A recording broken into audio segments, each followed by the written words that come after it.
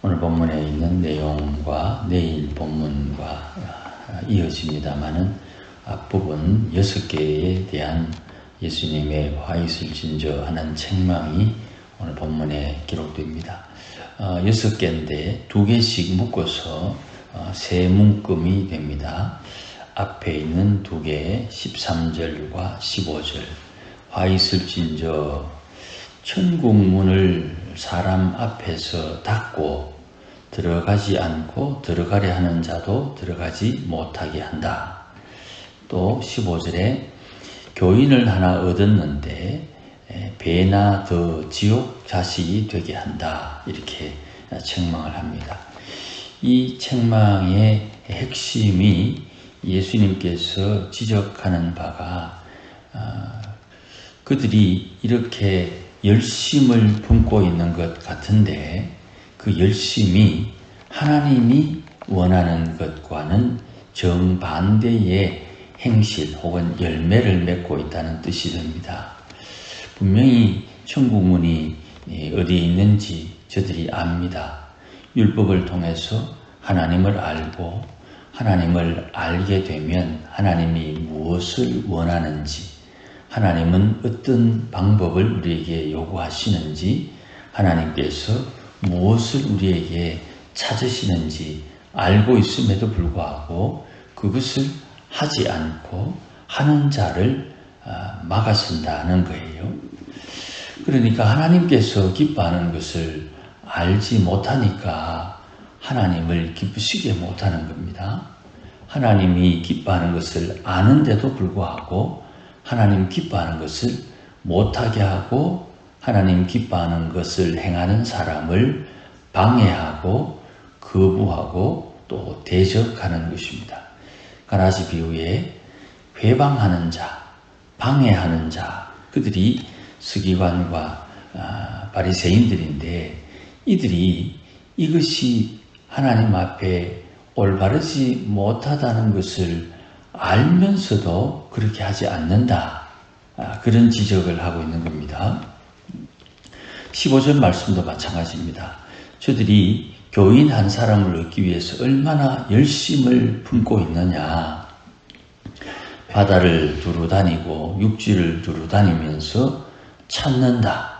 유대 교인이 되려고 하는 사람들을 만나면 그들을 하나님의 백성으로 만들어야 되는데 배나 더 지옥 자식이 되게 한다.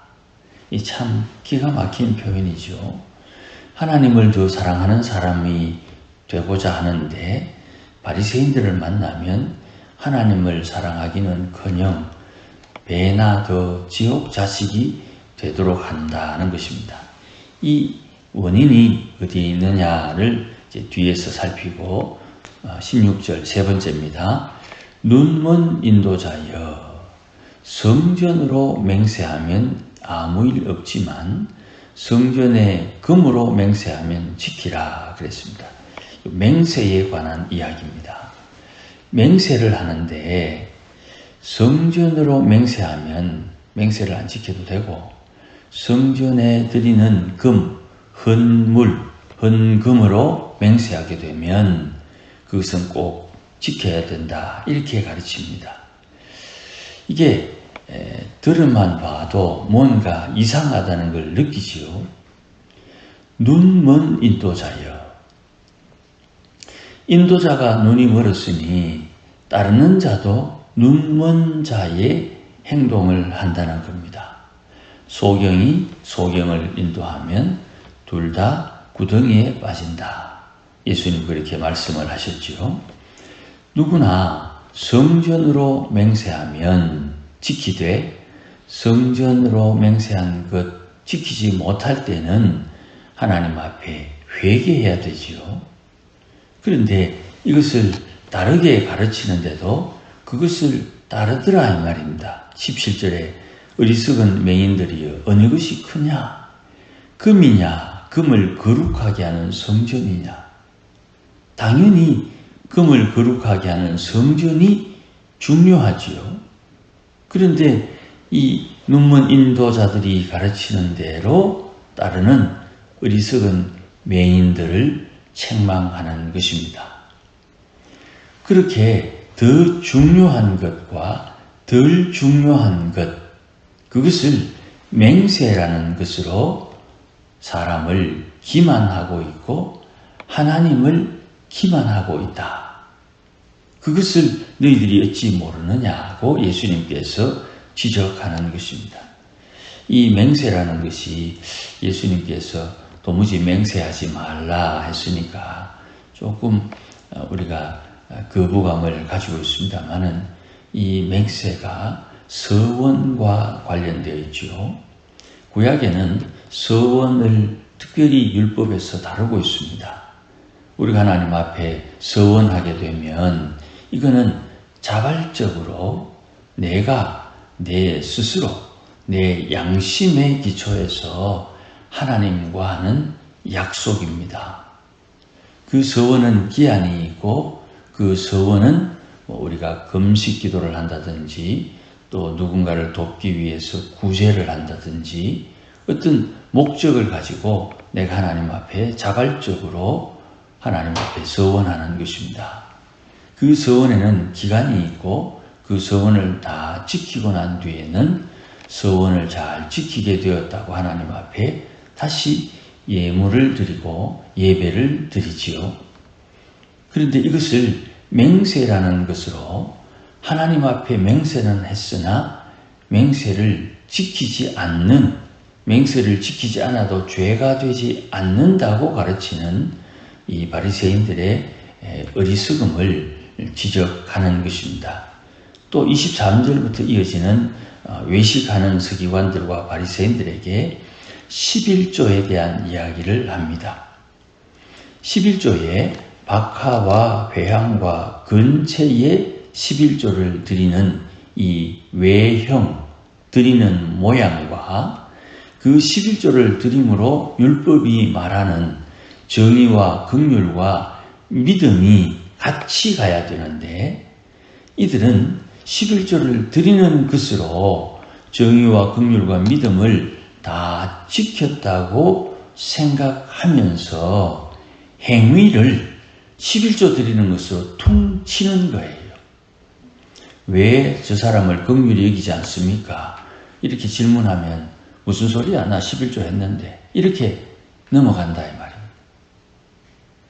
저 사람을 돌아보고 긍휼히 여기면 저들이 필요한 것을 좀 살펴보기도 하는데 그런 긍휼한 마음, 그런 공의로운 마음은 없고 11조 한 것으로 그 행위를 다 묶어가지고 지켰다는 듯 그렇게 강조하는 거예요. 그러니 예수님께서 이것도 행하고 저것도 버리지 말라.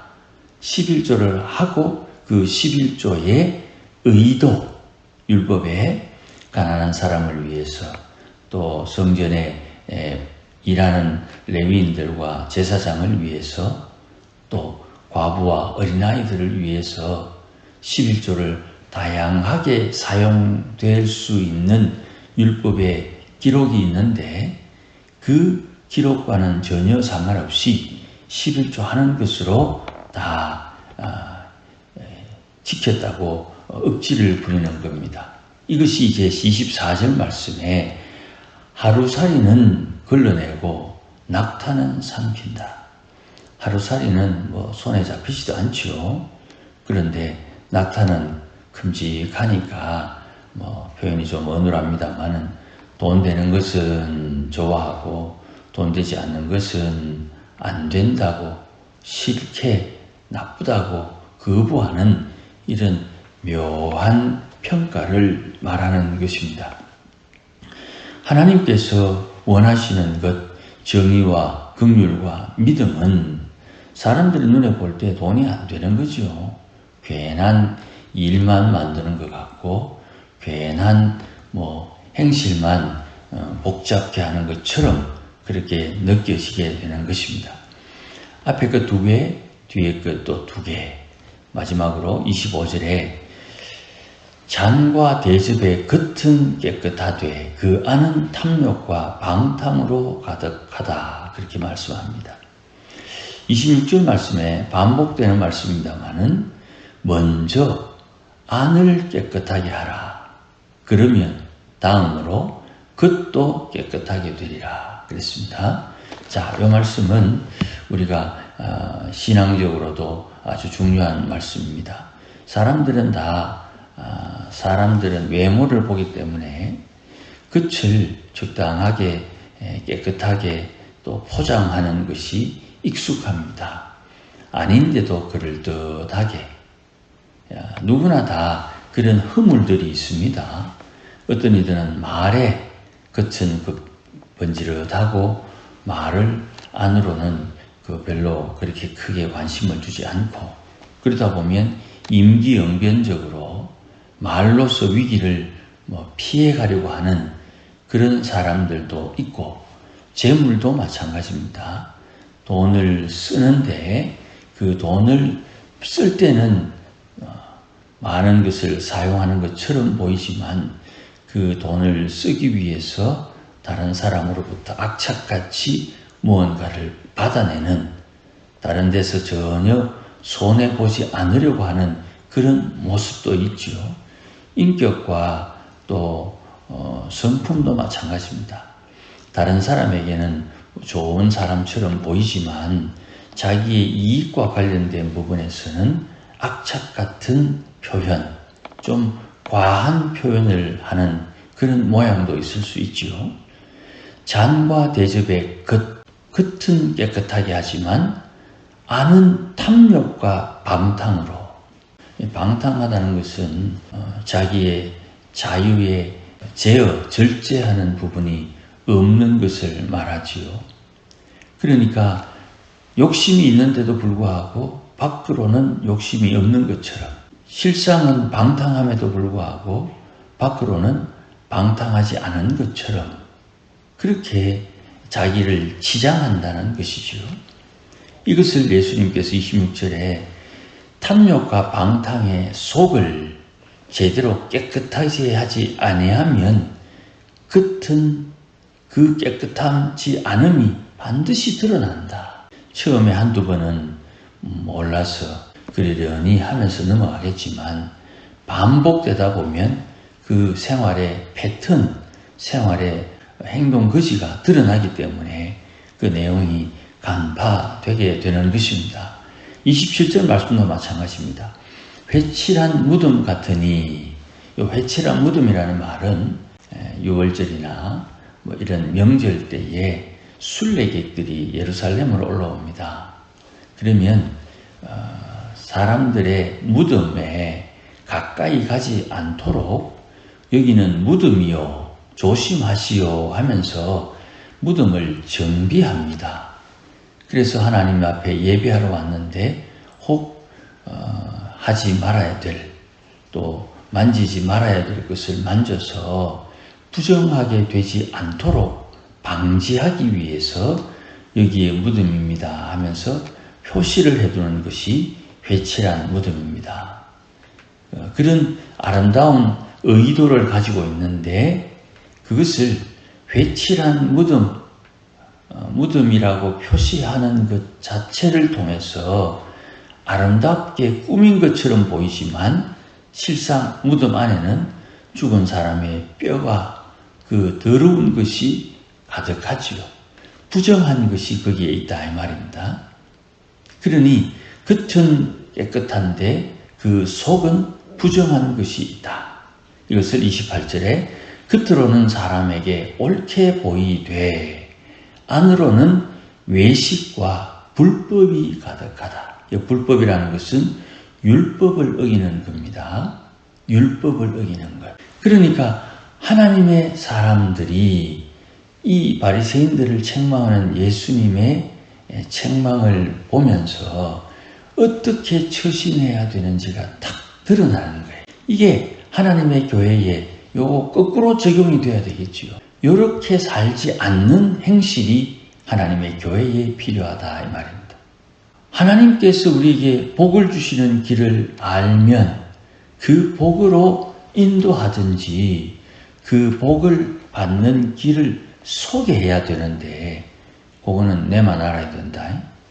다른 사람은 몰라야 된다. 이렇게 악한 마음을 가지면 안 된다는 것이죠.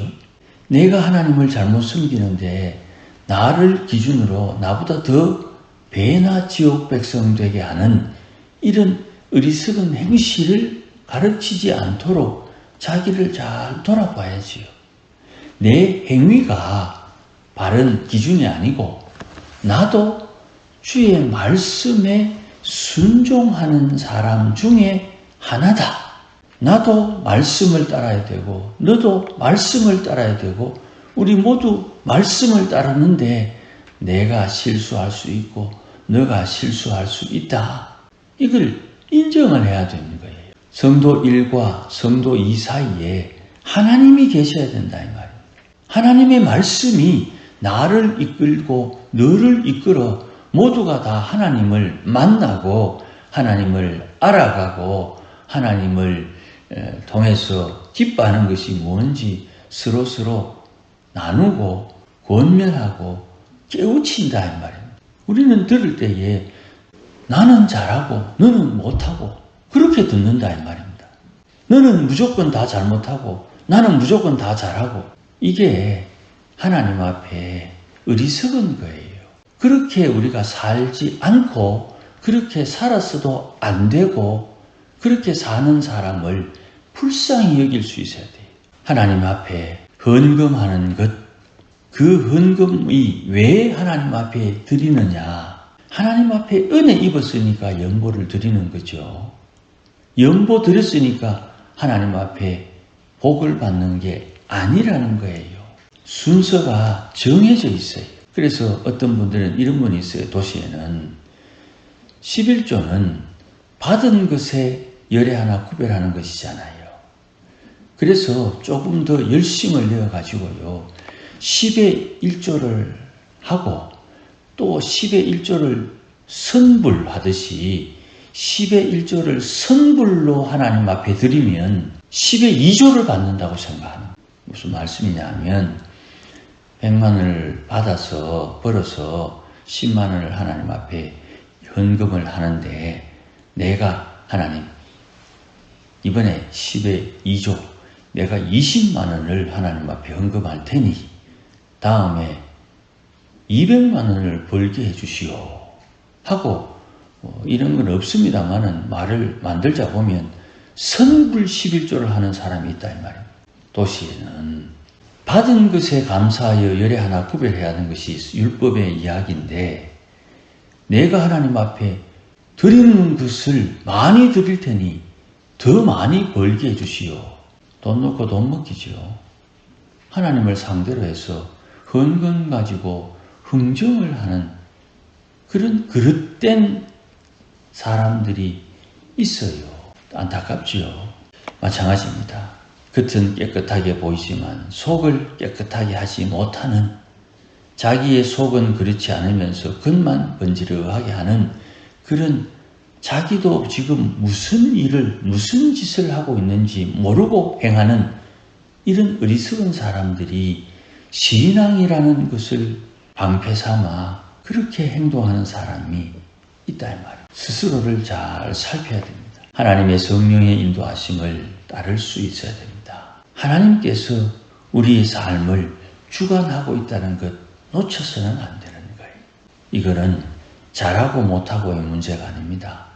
자기 스스로 내 안에 계신 성령께서 내가 모시는 하나님께서 나를 깨우쳐서 어리석은 일을 행하지 않도록 주시는 은혜를 잘 받아야 되는 거예요. 하나님께서 우리를 어찌 구원합니까? 예수 믿어 구원하죠. 거기에 우리의 공로가 있습니까? 없지요. 그러면 우리를 구원하신 그분의 말에 순종함이 필요한 거예요. 잘못하고 있다는 것 불쌍히 여겨야지요. 이렇게 잘못하고 있는 것이 발견되면 회개해야지요. 회개하는 것은 결코 나쁜 것이 아니에요. 회개하는 것이 당연한 것이에요. 회개를 지적하는 사람 보고 너는 잘하나? 이렇게 하면 안 된다 이 말입니다. 왜요? 회개하자고 하는 사람도 회개하고 있으니까 나는 잘하고 너는 못한다 하는 그런 입장에서 말씀을 들으면 안 되는 거예요. 누구나 다 부족하고 누구나 다 은혜가 필요하고 누구나 다 성령의 지시함을 따라야 되는 당위성을 따라서 오늘 하나님 앞에 나는 어찌해야 되는가를 묵상하고 거기에 맞추어 처신할 수 있어야 되는 것입니다. 예수님의 은혜 없이는 누구도 하나님의 복을 받을 수 없습니다.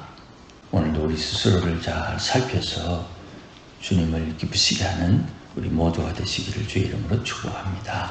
기도하십시다. 하나님 아버지, 주님께서 기뻐하는 것이 무엇인지 잘 깨달을 수 있도록 은혜를 주옵소서. 주님께서 지적하신 화일설신저 하신 이 말씀을 거꾸로 행하며 살아야 되듯이 주의 계명 우리 마음에 잘 새겨서 주의 말씀을 따라 삶으로 말씀의 열매를 맺고 말씀 가운데 역사하시는 성령의 인도하심을 따라 성령의 열매를 맺어 우리 인생의 열매로 하나님을 기쁘시게 하며 주를 공개하는 지혜로운 믿음의 권속들 다 되게 하여 주옵소서. 예수님의 이름으로 기도하옵나이다. 아멘.